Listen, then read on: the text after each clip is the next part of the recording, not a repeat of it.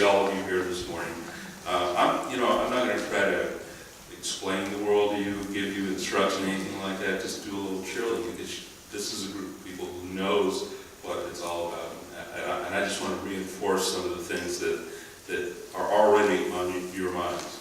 And I was thinking that there was a recent Tuesday, this was in November, a Tuesday evening, I was sitting with a group of friends and acquaintances, and we were watching a TV screen, seeing numbers in red and blue scrolling up on the screen, and there were a variety of reactions to what was happening there. There was anger, there was this crestfallen feeling that some people had of sort of having the spiritual wind sucked out of them. That could happen to any of us for any reason, but right now our country is going through some interesting times. And what was really good to see was that later those same people were emailing, they were writing letters, they were making phone calls, they were getting re-engaged with the society that is all around them, with the issues that they care about. And that's kind of what I want to talk about. I mean, we all get dispirited sometimes, but the main thing is to remember that our work matters, and the things that we do to help other people and to help the community really matter. Big things and little things. I walked into the office, there were a couple of women there knitting pink hats. That is doing something. And there's one right there. And then very shortly after that, there were these huge marches all around the country. I mean, the one in Seattle, I was a couple of streets over trying to see it, driving down, monitoring, and I kept thinking, okay, well, that's the end of it right there. And I'd go another one, no, that's the end of it, no. It was huge. And it was a great thing to see that people were engaged.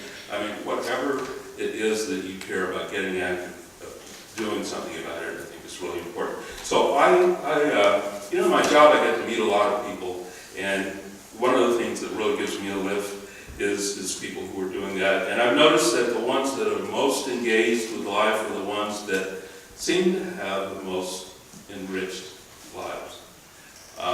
They aren't always smiling and laughing, they aren't always happy. Sometimes they can be up and down, but when they're engaged with stuff over the long haul, they seem to have a better life, and especially when they're helping to solve a problem or helping another person. So I want to mention a few of those people. There's one that I met many years ago when I first started thinking about this thing, a woman named Marie Hollowell, who was retired at the time, and she had been walking with a friend downtown, and she noticed that there were lots of people sleeping on the ground, sleeping on the sidewalks. And she had a hobby, which was sewing, and she used to like to make little neck pillows for her friends. So she started making neck pillows,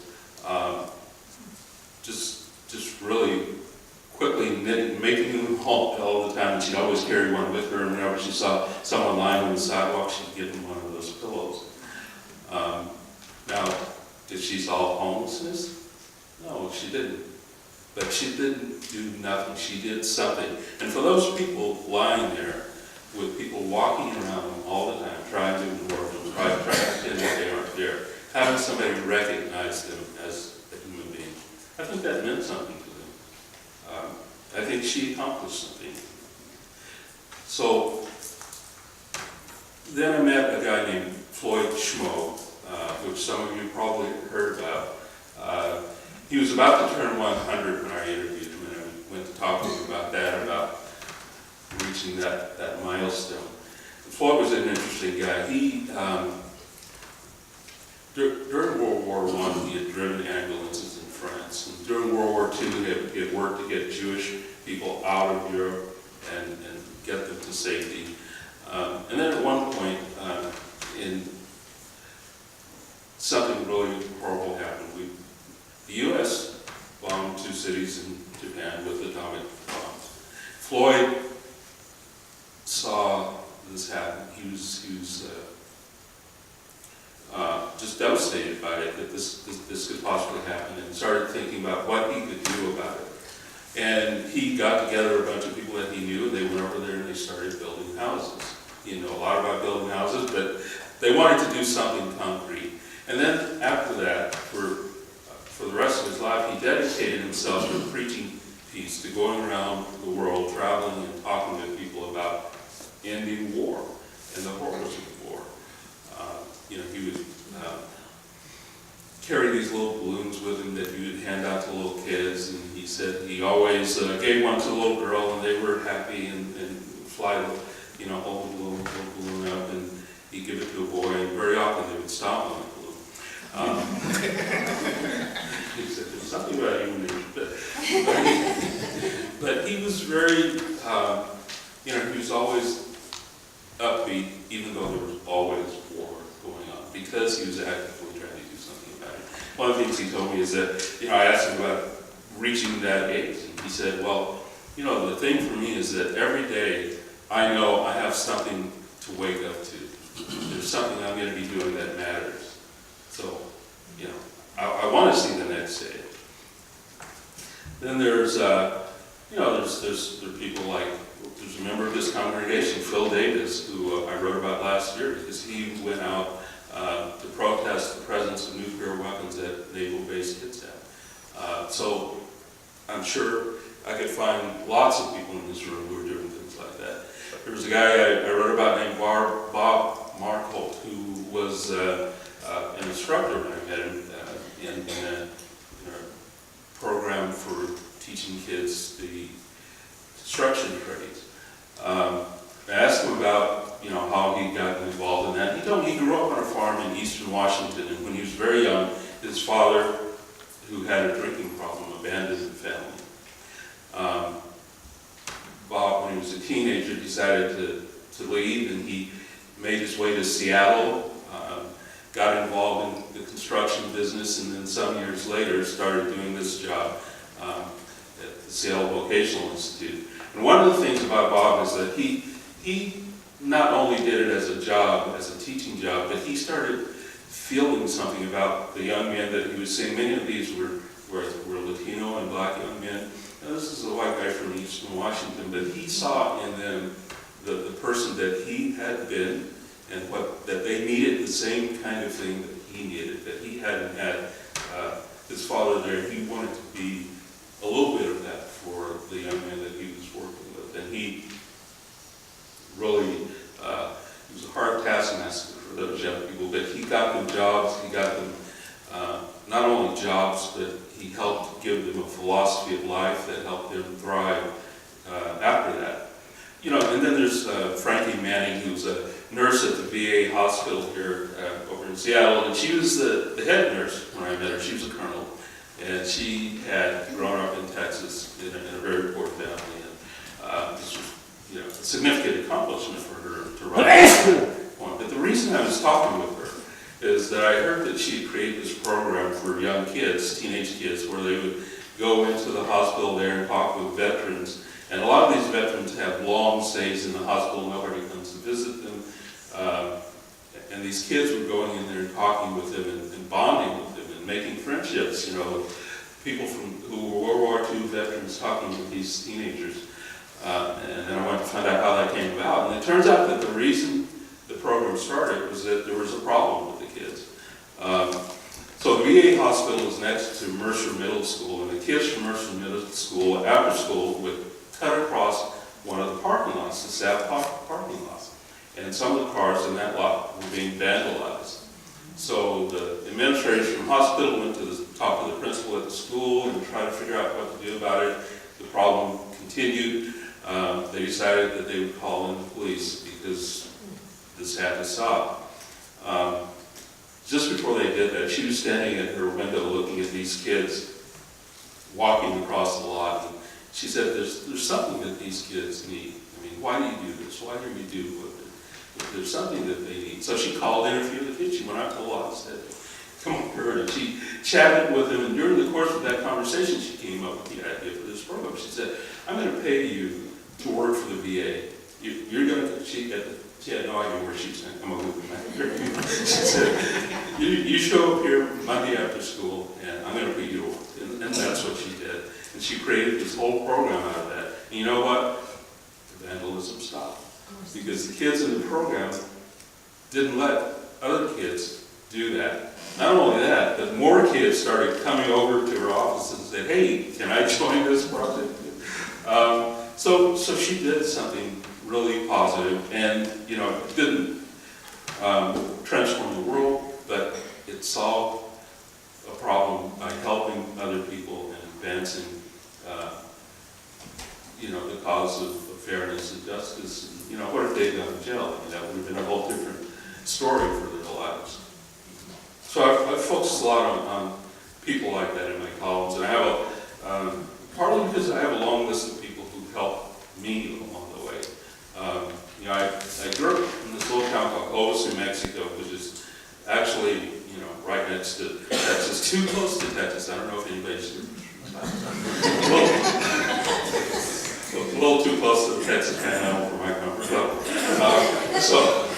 And my relatives all came from deep in Texas, where on both sides of my family, they had come from sharecropper families. And if you know anything about sharecropping, it was the thing that sort of followed slavery. It wasn't a whole lot different from that in a lot of ways. But they had made their way to New Mexico, and they were still doing that kind of work. I mean, picking cotton, chopping broom corn, that kind of thing. My mother had been orphaned as a girl and was off on her own since she'd been fairly young. I mean, her mother died right after she was born. Her father died, was killed actually when she was 9.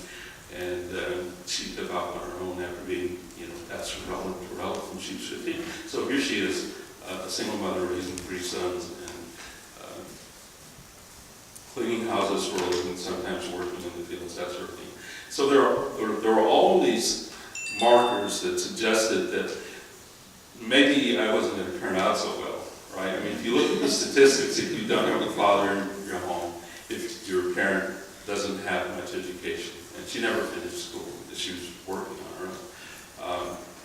If you live in poverty, then all of those things should add up to something bad happening to you. And it didn't work that way for me. And it didn't because there were lots of people who did good things for me. I mean, I think my mother did a lot of good things for me. She always, given what she had to provide, I mean, she provided food for us always, and she tried to help us advance. So she would help me with multiplication tables. She would insist that we read. We only had like 2 books, but she would insist that we read those 2 books, the Bible and 50 Famous Fairy Tales. So every day we have to read something from one of those books.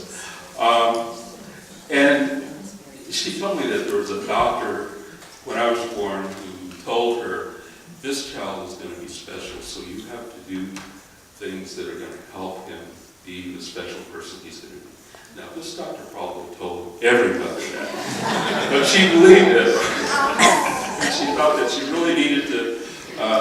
So I was in middle school, and I was going to be going for the first time to a school with white children. The elementary school had gone through the segregated. And I thought, oh my God, they know everything. I'm not going to be able to deal with this. What's going to happen when I show up there? And these kids know absolutely everything, which I thought they did. So I asked my mother to get me a set of encyclopedia. Right. Encyclopedia, if you don't remember, costs a lot of money back in the day. There's no internet, no Google. And she did. I mean, she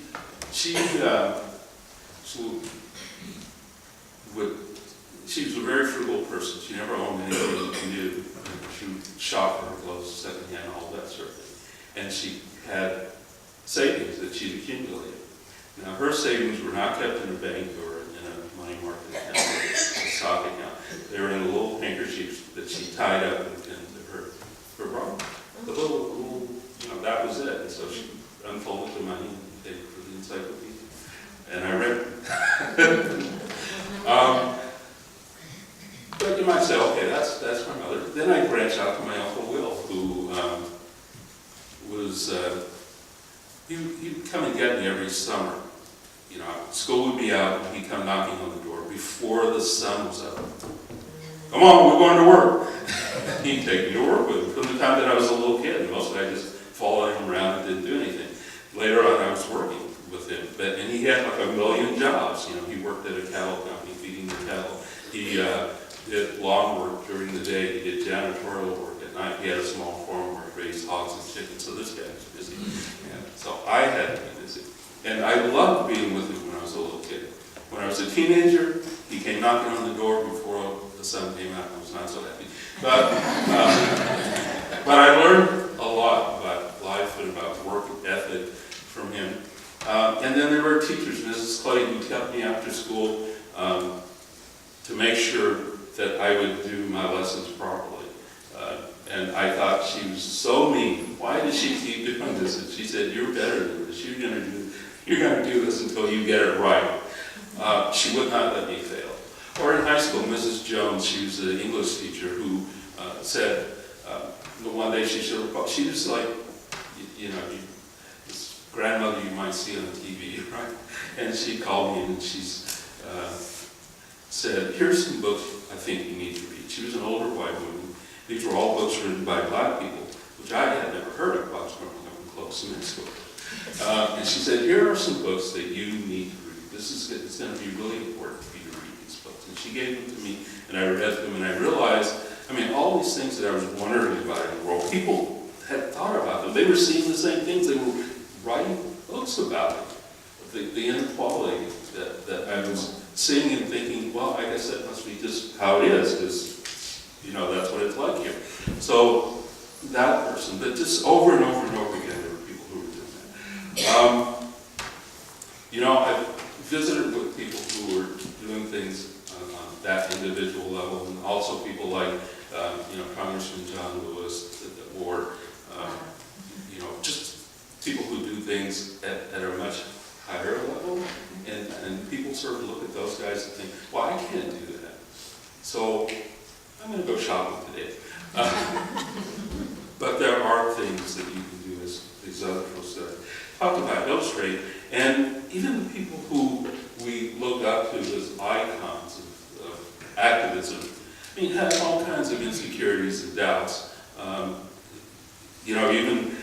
Sort of the reference point for engagement is the Civil Rights Movement and Dr. Martin Luther King.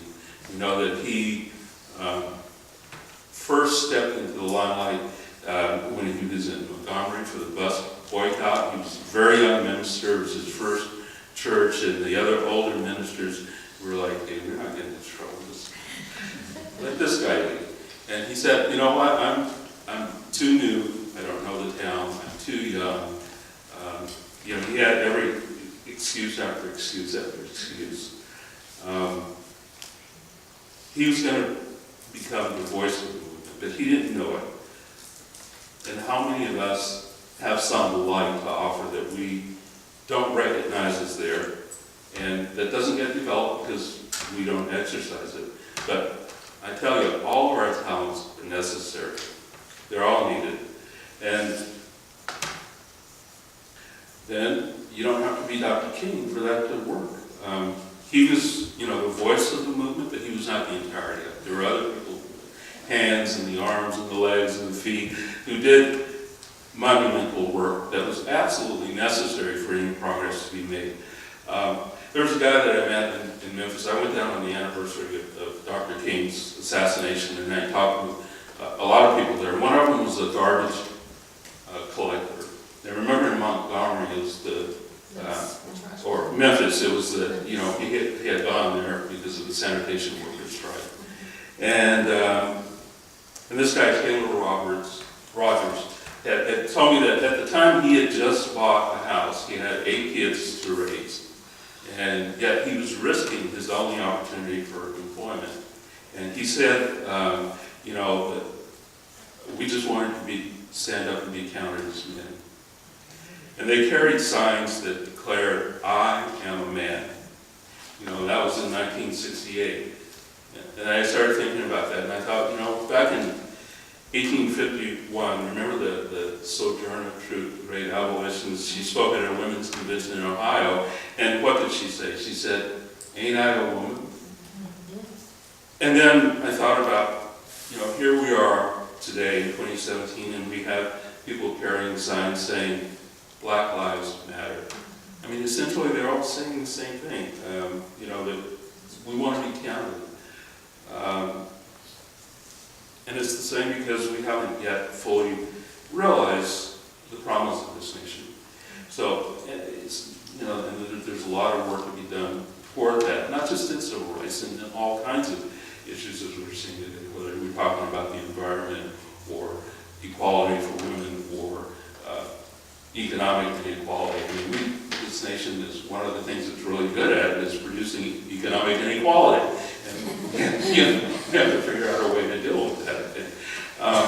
So most of the people that I've written about over the years, I mean, they're both realistic and active. I mean, they don't expect that whatever it is that they do is going to make the world perfect overnight. But they know that they can improve life by contributing to that great force that we all make up. All of the people who push for change and improvement. And we can help somebody too. So I hope that the engagement that you do continues.